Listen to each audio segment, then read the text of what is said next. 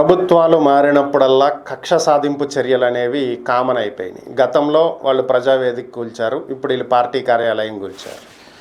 ఏ ప్రభుత్వం వచ్చినా సరే ముందు కూల్చివేతలతోనే మొదలవుతుందా అన్నట్టు తయారైంది ఏపీలో పరిస్థితి.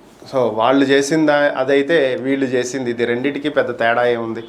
ప్రస్తుతం జగన్మోహన్ రెడ్డి అందుబాటులో లేరు. ఆయన పులివెందుల పర్యటనకు వెళ్ళడం జరిగింది. 2 రోజుల పాటు ఆయన పులివెందుల్లో పర్యటిస్తారని చెప్పి ఇప్పటికే షెడ్యూల్ కూడా తెలియజేయటం జరిగింది. మరి ఇటువంటి సమయంలో కూల్చివేయటం, పార్టీ కేంద్ర కార్యాలయాన్ని సిఆర్డిఏ అధికారులు కూల్చివేయటం, దీనికి సంబంధించి జగన్మోహన్ రెడ్డి ట్విట్టర్లో ట్వీట్ చేయటం కూడా జరిగింది. చంద్రబాబు నాయుడు నియంతలా వ్యవహరిస్తున్నారని చెప్పి, ఆల్రెడీ కోర్టు ఆర్డర్స్ ఉన్నప్పటికీ కూడా ఈ కార్యాలయాన్ని కావాలని చెప్పే కక్ష సాధింపు చర్యలో భాగంగా కూల్చివేస్తున్నారని, ప్రజాస్వామ్యవాదులు ఖచ్చితంగా దీన్ని ఖండించాలని, మాట్లాడాలి అని చెప్పి ఆయన ట్విట్టర్ వేదికగా ఒక పోస్ట్ అయితే పెట్టడం జరిగింది. అసలు ఈ వివాదం ఏంటి, దీంట్లో ఉన్నటువంటి అంశాలు ఏంటి అనేది కనుక పరిశీలించినట్లయితే, యాక్చువల్గా ఈ స్థలం తాడేపల్లిలో ఉంటుంది. తాడేపల్లిలో ఇది నీటిపారుదల శాఖకు సంబంధించినటువంటి స్థలం, అంటే ప్రభుత్వ స్థలమే, 2 ఎకరాలు ఉంటుంది.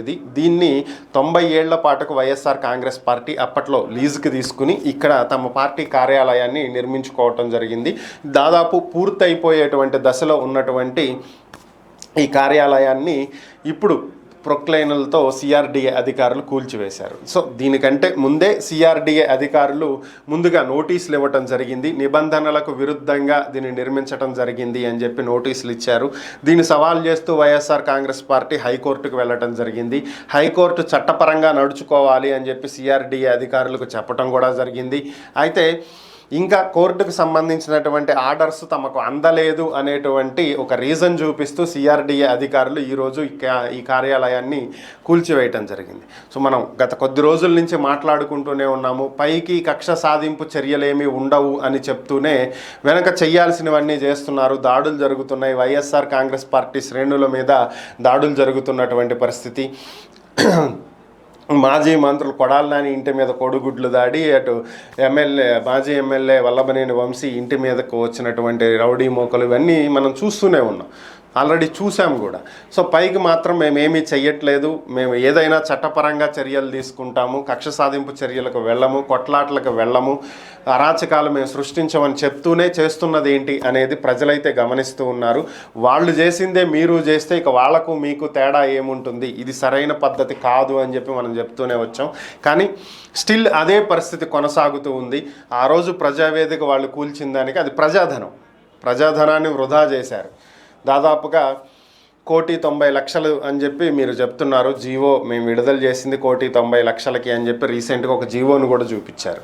ప్రజావేదికకు ₹1,00,00,000 అయినా సరే ప్రజాధనం ₹1,00,00,000 వృధా చేశారు ఆ రోజుని. మరి ఈరోజు చేస్తుందంటే, ఈరోజు జగన్ సొంత డబ్బులు అనుకోండి, పార్టీ కేంద్ర కార్యాలయం కాబట్టి పార్టీకి వచ్చే ఫండ్స్ తోటి నిర్మిస్తారు, లేదా జగన్ దగ్గర ఉన్న సొంత డబ్బులతోటి నిర్మిస్తారు. జగన్ సొంత ధనాన్ని వృధా చేశారు.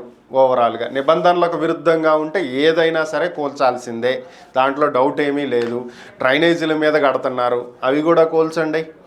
ఫుట్పాత్ల మీదకి వచ్చి కడుతున్నారు, అవి కూడా కూల్చండి. రోడ్లు ఆక్రమించేసి ఫుట్పాత్లే లేకుండా ఎంజీ రోడ్లో షాపులు చూసుకుంటే ఒకసారి ఈ చివరి నుంచి ఆ చివరికి మొత్తం ఫుట్పాత్ మీదకు ఉంటాయి, మెట్లు కానీ ఏదన్నా కానీ. కనీసం మనుషులను ఫుట్పాత్ మీద నడిచే అవకాశం కూడా ఉండదు.